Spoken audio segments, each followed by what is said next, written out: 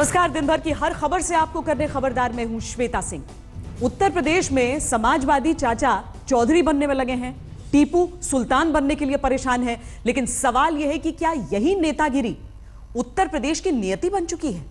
आज खबरदार में हम सबसे पहले इस सवाल का विश्लेषण करेंगे कि क्यों नेताओं ने उत्तर प्रदेश का तमाशा बना दिया है, जिसमें जनता राजनीति के थिएटर में हो रहे ड्रामे को देख रही है, लेकिन वो ये जवाब मांगने किससे जाए कि एक देश के बराबर उत्तर प्रदेश को चलाने वाला कौन है। पार्टी एक है, परिवार एक है, पूरे कार्यकर्ता पूरे नेता एक है।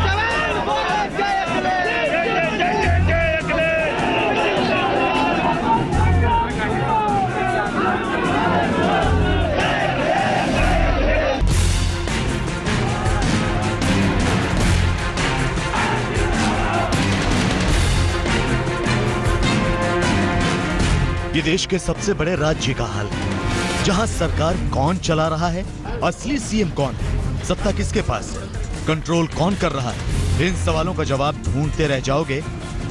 नजर आएगा तो सिर्फ वो फैमिली ड्रामा जहां पानी दिखाकर आग बुझाने वाली बातें की जा रही हैं। हमारे परिवार एक है, पार्टी एक है।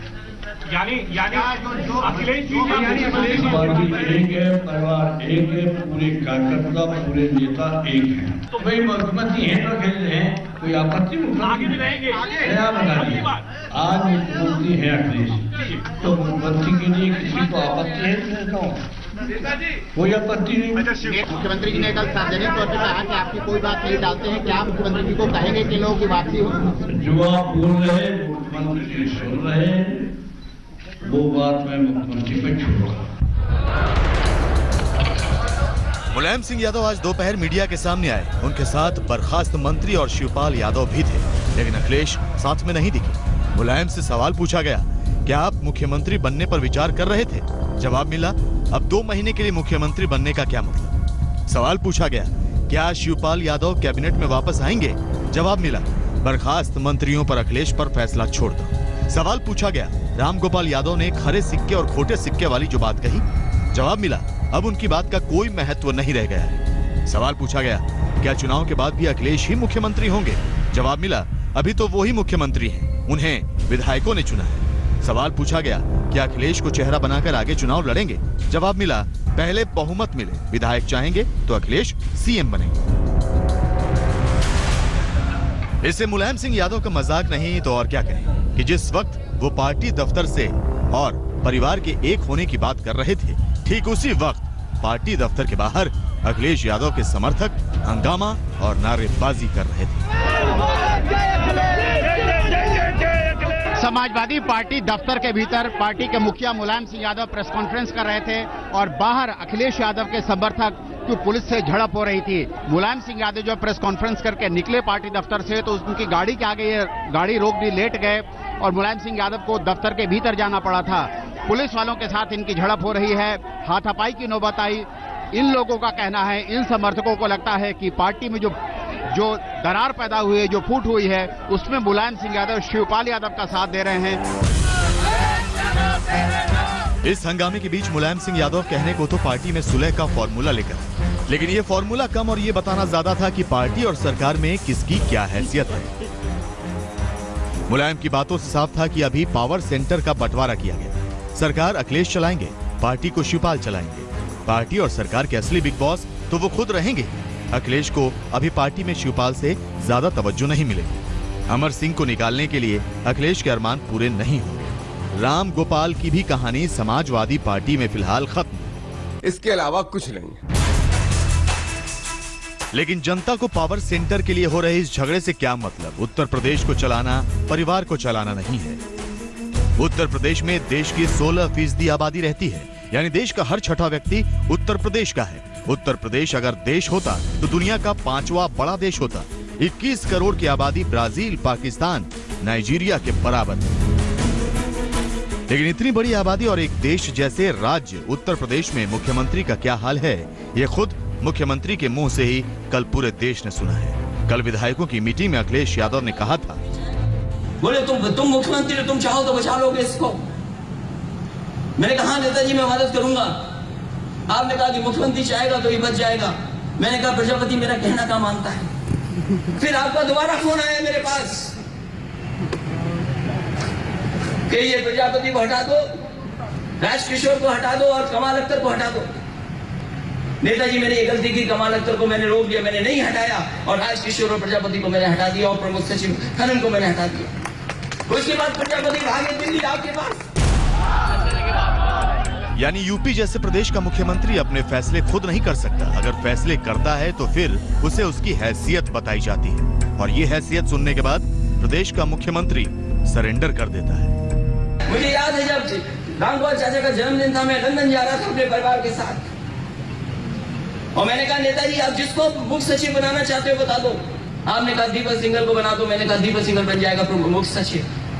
मैं इस बात को जानता था मुख्य सचिव का हटाने का मतलब क्या होता है, और जब मैंने आपने हटाने का फैसला लिया, मैंने खुद फोन करवाया दीपक सिंघल को कि जाओ दीपक सिंघल तुम हट सकते हो, नेताजी से हाथ पैर जोड़ लोगे। अब इस तरह की बातें जब मुख्यमंत्री सार्वजनिक मंच पर स्वीकार कर रहे हैं और ये बता रहे हैं कि उनकी सरकार में कितनी चलती है, तो सवाल यही है कि जिस जनता ने प्रदेश चलाने का जनादेश दिया, वो जाकर किससे जवाबदेही मांगे कि प्रदेश को कौन और कैसे चला रहा है। और आखिर उत्तर प्रदेश की जनता इस रंग रंगीले फैमिली ड्रामे को क्यों देखे। देश मेरा रंग रेडियो बाबू, घाट घाट या घटता जादू, राई पहाड़ है कंकर जंकर, बात है छोटी बड़ा। कुमार अभिषेक के साथ बालकृष्ण, लखनऊ, आज तक। मुलायम सिंह यादव आज सुलह का फॉर्मूला बताने के लिए मीडिया के सामने आए थे। समाजवादी सिद्धांत बताकर चले गए। वही समाजवादी सिद्धांत लखनऊ की सड़कों पर चाचा भतीजे के समर्थक पिछले 2 दिनों से कुचल रहे हैं। इस फैमिली ड्रामे में उत्तर प्रदेश का हाल देखने वाला कोई नहीं है। हम आपको उत्तर प्रदेश की दुर्दशा दिखाते हैं। सामाजिक, आर्थिक और जाति जनगणना 2011 के आंकड़ों के मुताबिक उत्तर प्रदेश में 72% घरों की आय 5,000 रुपए प्रति महीने से भी कम है। उत्तर प्रदेश में 46% घर दिहाड़ी मजदूरी के आधार पर चलते हैं। उत्तर प्रदेश में आज भी 11% घर ऐसे हैं जहां न लैंडलाइन है, न कोई मोबाइल फोन है। उत्तर प्रदेश में 75% घर ऐसे हैं जिनके पास कोई बाइक या 4 पहिया गाड़ी नहीं है। उत्तर प्रदेश के 45% परिवारों के पास आज भी अपनी कोई जमीन नहीं है। उत्तर प्रदेश में आज भी 52 लाख घर ऐसे हैं जिनके पास पक्की छत नहीं है। उत्तर प्रदेश में आज भी 6 करोड़ 20 लाख लोग ऐसे हैं जिन्हें पढ़ना लिखना नहीं आता है। उत्तर प्रदेश में 2 लाख से ज्यादा नवजात बच्चे अपने जन्म के पहले महीने में ही मौत के घाट उतर जाते हैं। 3 लाख से ज्यादा नवजात बच्चे अपना पहला जन्मदिन मनाने से पहले मौत का शिकार हो जाते हैं। अखिलेश मंत्रियों को निकालते हैं, फिर वापस ले लेते हैं। फिर किसी का फोन आता है तो वो बर्खास्त मंत्री वापस मंत्रिमंडल में आ जाता है।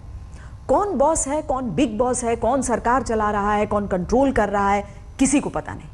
ऐसी हालत में अफसर क्या काम करेंगे, ये भगवान जानता है। हम आपको मुख्यमंत्री अखिलेश यादव का ट्रैक रिकॉर्ड दिखाते हैं। अखिलेश यादव ने पिछले 4 साल में करीब 21 मंत्रियों को बर्खास्त किया, लेकिन इसमें 9 मंत्रियों को बर्खास्त करके फिर से मंत्री बनाना पड़ा। कई नाम तो ऐसे हैं जिनको 2-2 बार बर्खास्त करके फिर से मंत्री बनाया गया।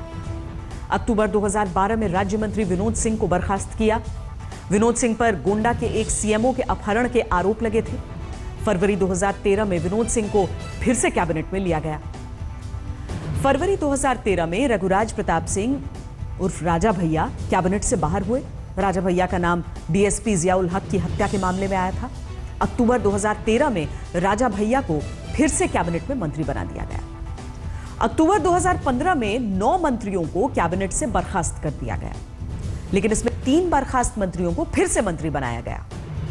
21 जून 2016 को बलराम यादव को कैबिनेट से बर्खास्त किया गया।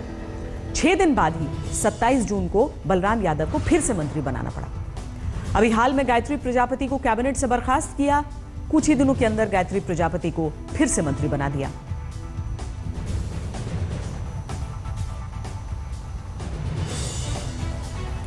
तो मुलायम परिवार का झगड़ा निपटा नहीं है, उधर एक और झगड़ा सामने आ गया है।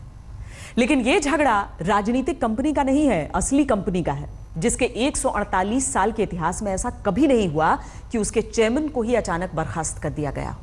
हम टाटा ग्रुप की बात कर रहे हैं, जिसके चेयरमैन साइरस मिस्त्री को हटाने का मामला अब कोर्ट कचहरी तक पहुंच चुका है। साइरस मिस्त्री को किसी तरह की कानूनी राहत न मिल जाए, इसकी आशंका में आज टाटा ग्रुप ने supreme court, Bombay high court और नेशनल कंपनी लॉ ट्राइब्यूनल में कैविएट दाखिल करके कानूनी दरवाजा खटखटाया है, जिसका मतलब यह है कि साइरस मिस्त्री को किसी तरह की राहत देने से पहले टाटा ग्रुप की बात को भी सुने जाने की अपील की गई। कल शाम को साइरस मिस्त्री को टाटा ग्रुप के चेयरमैन पद से हटाने के बाद यह कहा जा रहा था कि साइरस मिस्त्री टाटा सन्स के बोर्ड के इस फैसले को कानूनी चुनौती दे सकते हैं। कल टाटा सन्स ने अचानक साइरस मिस्त्री को चेयरमैन पद से हटाकर रतन टाटा को वापस अंतरिम चेयरमैन बना दिया था, लेकिन इस फैसले का विरोध शपूरजी पलोनजी ग्रुप ने किया था, जो साइरस मिस्त्री के परिवार की कंपनी है और टाटा सन्स में 18.5% के साथ सबसे बड़ी व्यक्तिगत हिस्सेदार है। टाटा ग्रुप में यह लड़ाई आसानी से खत्म होने वाली नहीं है। बात अब कोर्ट तक पहुंच चुकी है। अब आपको टाटा ग्रुप के इतिहास और विवाद की वजह बताते हैं। 148 साल पहले वर्ष 1868 में जमशेदजी टाटा ने टाटा ग्रुप को बनाया था। 148 साल में कभी ऐसा नहीं हुआ जब टाटा ग्रुप ने अपने चेयरमैन को निकाल दिया। 78 साल के रतन टाटा ने 4 साल पहले 48 साल के साइरस मिस्त्री को गद्दी सौंपी थी, लेकिन बताया गया कि साइरस मिस्त्री टाटा ग्रुप की उम्मीदों पर खरे नहीं उतरे। कहा गया कि साइरस मिस्त्री टाटा ग्रुप की उन्हीं कंपनियों पर ध्यान दे रहे थे जो प्रॉफिट में है। मुश्किल दौर से जूझ रही टाटा की कंपनियों के लिए साइरस मिस्त्री अच्छा काम नहीं कर पाए। साइरस मिस्त्री ने घाटे में चल रही कंपनियों को बेचने के कठोर फैसले किए जो टाटा ग्रुप को पसंद नहीं आए। खबरदार में अब हम उड़ी अटैक के पीछे की साजिश का विश्लेषण करेंगे, जिस पर मेड इन पाकिस्तान की ठोस मुहर लग गई। लश्कर तैयबा ने खुद यह मान लिया है कि उड़ी हमले में उसका हाथ था। पाकिस्तान के गुजरांवाला शहर में लश्कर ने एक पोस्टर लगाया जिसमें लोगों से उड़ी हमले को अंजाम देने वाले आतंकी के जनाजे में शामिल होने की अपील की गई। जनाजे को कंधा देने वालों में हाफिज सईद का भी नाम है। इस पोस्टर ने पाकिस्तान की बोलती बंद कर दी है।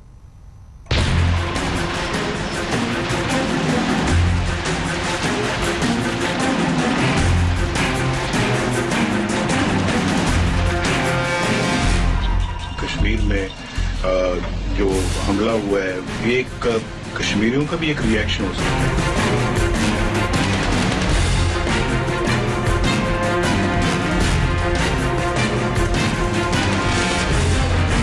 उड़ी पे कुछ हुआ है, उस पे अब जो कह रहे हैं कि 2 लोग उधर से पाकिस्तान से गए आज़ाद हमारी कश्मीर से, आप उसको समझ रही हैं वो पाकिस्तान फौज ने या पाकिस्तान हुकूमत ने भिजवाए हुआ है?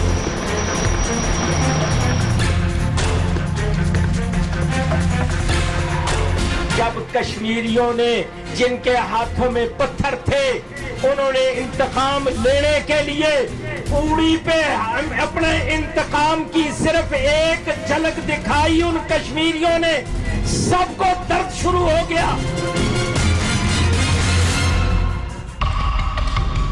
पाकिस्तान के प्रधानमंत्री नवाज शरीफ कहते रहे उरी के हमलावर कश्मीरी थे।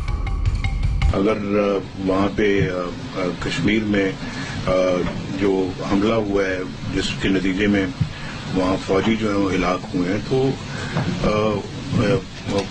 ये एक कश्मीरियों का भी एक रिएक्शन हो सकता है। तो एकदम जो है ना वो इल्जाम धर देना 12 घंटों के अंदर अंदर कि इसका पाकिस्तान जिम्मेदार है, मैं ये समझता हूँ कि ये मुनासिब बात नहीं है। पाकिस्तान के पूर्व राष्ट्रपति परवेज मुशर्रफ कहते रहे उरी के आतंकी पीओके के थे, तो क्या हुआ, उन्हें पाकिस्तानी हुकूमत ने हमला करने नहीं भेजा था। उड़ी पे कुछ हुआ है, उस पे अब जो कह रहे हैं कि 2 लोग उधर से पाकिस्तान से गए थे, चलो मैं अगर मान भी जाऊं 2 लोग पाकिस्तान से गए थे या आज़ाद हमारी कश्मीर से, आप उसको समझ रही हैं वो पाकिस्तान फौज ने या पाकिस्तान हुकूमत ने भिजवाए 2 आदमी, और उसको आप इतना एस्केलेट कर रहे हैं कि आप पाकिस्तान के ऊपर अटैक भी करना चाह रहे हैं। इस झूठ के जरिए पाकिस्तान सच को दबाने में लगा था, उसके चीथड़े उड़ाते सबूत सामने आ गए। इस पोस्टर को देखिए, एक चेहरा जाना पहचाना है, भारत का जन्मजात दुश्मन। लश्कर का ये पोस्टर एक साथ पाकिस्तानी झूठ की पोल खोलता है, हाफिज सईद के इरादे बताता है और साफ साफ बयां करता है कि उरी हमले में पाकिस्तानी आतंकी संगठन लश्कर तैयबा का हाथ था। इस पोस्टर में लिखा है, उरी हमले में शामिल होने वाले मोहम्मद अनस उर्फ अबू सिरका का नमाज जनाजा होगा। आप लोग शेर दिल जिहादी मोहम्मद अनस के नमाज़े जनाजा में शामिल होने के लिए आए। शेरदिल जिहादी लड़ाका अबू सिरका, जिसने उड़ी बेस कैंप में 177 हिंदू काफिरों को जहन्नुम में भेजा और शहादत को चूम लिया। अबू का गैबाना नमाज बिना उसके जिस्म के गिरजक के पास बड़ा नुल्ला में होगा। हाफिज सईद उसकी अगुवाई करेगा। पोस्टर पर हाफिज सईद साफ साफ नजर आ रहा है। नमाज में हाफिज की मौजूदगी का ऐलान किया गया है। वही हाफिज सईद जो कि उरी हमले को कश्मीरियों का बदला बताता रहा और अपनी खाल बचाने की कोशिश करता रहा। जब कश्मीरियों ने जिनके हाथों में पत्थर थे, उन्होंने इंतकाम लेने के लिए उड़ी पे अपने इंतकाम की सिर्फ एक झलक दिखाई उन कश्मीरियों ने, सबको दर्द शुरू हो गया। अमेरिका परेशान हो गया, मगरिब सारा परेशान हो गया और कहने लगे नहीं, बातचीत से मसला हल करो। यानी कश्मीरी शहीद होते रहे, कोई परवाह नहीं। अब किस सबूत का इंतजार है?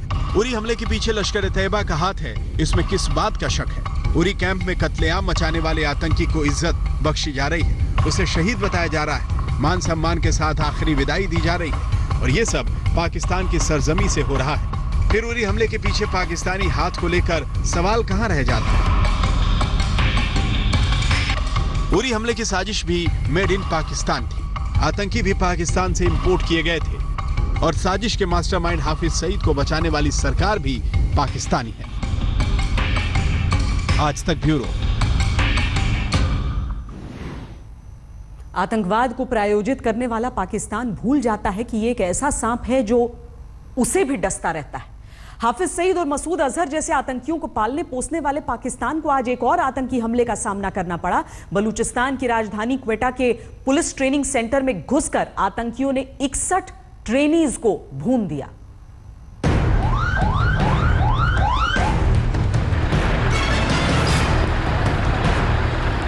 भारत के खिलाफ आतंक की स्क्रिप्ट लिखने वाले पाकिस्तान के लिए ये सबक लेने वाली तस्वीरें हैं। आतंकवाद न मिट्टी देखता है, न मुल्क, न मजहब। पाकिस्तान को इन तस्वीरों से सबक लेना चाहिए। बलूचिस्तान की राजधानी क्वेटा पर हाल के दिनों में सबसे बड़ा आतंकी हमला हुआ।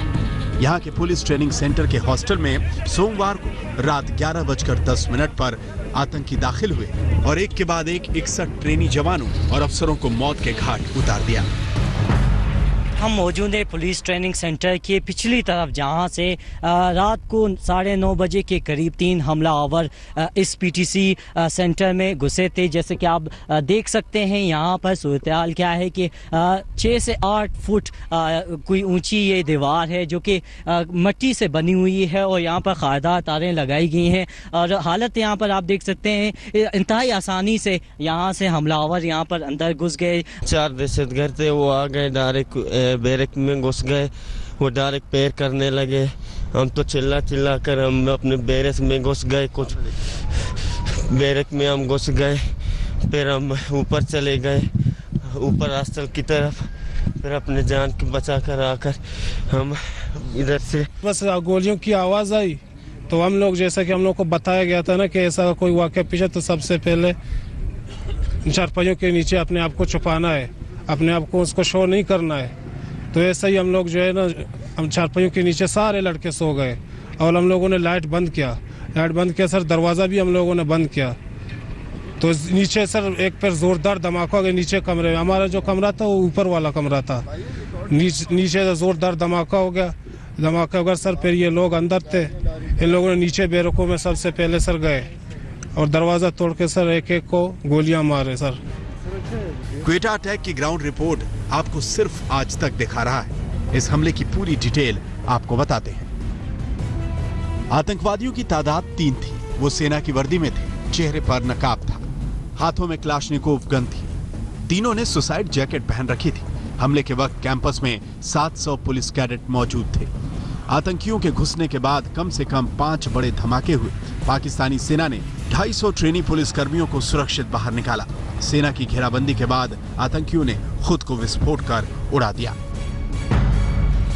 3 टेररिस्ट ने अटैक किया है पुलिस ट्रेनिंग स्कूल को। उन्होंने पहले जो वॉच टावर पे संतरी था उसको टारगेट किया है। ही फॉट वेल उसने वहाँ पर जामे शहादत नोश की है और फिर वहाँ से उसकी शहादत के बाद वो अंदर हॉस्टल में घुसे हैं विदिन 4 आवर्स अल्हम्दुलिल्लाह। उनमें से एक दहशतगर्द जो है उसको हमारे लड़कों ने लिया है, उसको मारा है और 2 जो है वो एक्सप्लोड हुए हैं। बेसिकली लश्कर जंग भी आलमी के दहशतगर्द थे और इनको इंस्ट्रक्शन जो इनके बारे में जो बातचीत कर रहे थे वो अफगानिस्तान में बैठ के कर रहे थे। आतंकी हमले में 118 पुलिस कैडेट्स घायल हुए हैं, जिन्हें क्वेटा के सिविल हॉस्पिटल, बोलन मेडिकल कॉलेज हॉस्पिटल और मिलिट्री हॉस्पिटल में भर्ती कराया गया। इसमें से कुछ की हालत गंभीर है। एक दिन पहले अलगाववादी संगठन बलूच लिबरेशन आर्मी के बंदूकधारियों ने 2 कोस्ट गार्ड को गोली मारकर उसकी हत्या कर दी। ये घटना ग्वादर पोर्ट के करीब जीवानी टाउन में हुई थी। आज क्वेटा में कत्लेआम हुआ तो नवाज शरीफ सरकार पर ढेरों सवाल उठे। मेरा ये कंटेंशन है कि इस वक्त जो पाकिस्तान के हालात हैं, नवाज शरीफ एक सिक्योरिटी रिस्क बन गए पाकिस्तान के लिए। नजर आ रहा है कि वो अंदर से पाकिस्तान को इम्प्लोड करवा रहे हैं। ये डॉक्ट्रिन ये नजर आ रही है कि पाकिस्तान में अफरा तफरी हो, कैओस हो, पाकिस्तान के अंदर कोई रिफॉर्म्स ना हो। आतंकी हमले दुनिया के किसी भी हिस्से में हो, उसका समर्थन नहीं किया जा सकता। हम इस हमले की निंदा करते हैं, लेकिन नवाज शरीफ की नीति और उसकी नीयत पर घर के भीतर ही सवाल उठ रहे हैं। विपक्ष कह रहा है कि शरीफ सरकार आतंकवाद से निपटने में निकम्मी साबित हुई, तो ये थियरी भी दी जा रही है कि हमला करने वाले आतंकी वही जिनका इस्तेमाल बलूच नेताओं के खिलाफ किया गया। अब ये पाकिस्तान को तय करना है कि वो आतंक होने से बाज आएगा या खुद यूं ही आतंकवाद की आग में जलता रहेगा। दिल्ली में अनिल कुमार के साथ आज तक ब्यूरो। बलूचिस्तान पाकिस्तान का वो हिस्सा है जहां आजादी की मांग लगातार उठती रही। यहां के बलूच संगठन आतंकियों के निशाने पर रहे हैं। आपको हम क्वेटा में 1 साल के भीतर हुए आतंकी हमले का आंकड़ा दिखाते हैं। इस साल जनवरी से अक्टूबर तक क्वेटा पर 6 छोटे बड़े आतंकी हमले हो चुके हैं। आज पुलिस ट्रेनिंग सेंटर पर आतंकी हमला हुआ जिसमें 61 कैडेट्स की मौत हो गई। 8 अगस्त 2016 को आतंकियों ने क्वेटा के सरकारी अस्पताल में हमला कर 70 लोगों को मार दिया था। 13 सितंबर को आतंकियों ने आईईडी ब्लास्ट किया जिसमें 2 की मौत हो गई। 6 फरवरी 2016 को आतंकियों ने फ्रंटियर कोर पर हमला कर 12 लोगों को मार डाला। 18 जनवरी 2016 को आतंकियों ने फ्रंटियर कोर पर फिर हमला कर 6 लोगों को मार डाला। 13 जनवरी 2016 को आतंकियों ने ब्लास्ट कर 15 लोगों को मौत के घाट उतार दिया था। इस बुलेटिन में इतना ही। देश और दुनिया की बाकी खबरों के लिए आप देखते रहिए आज तक।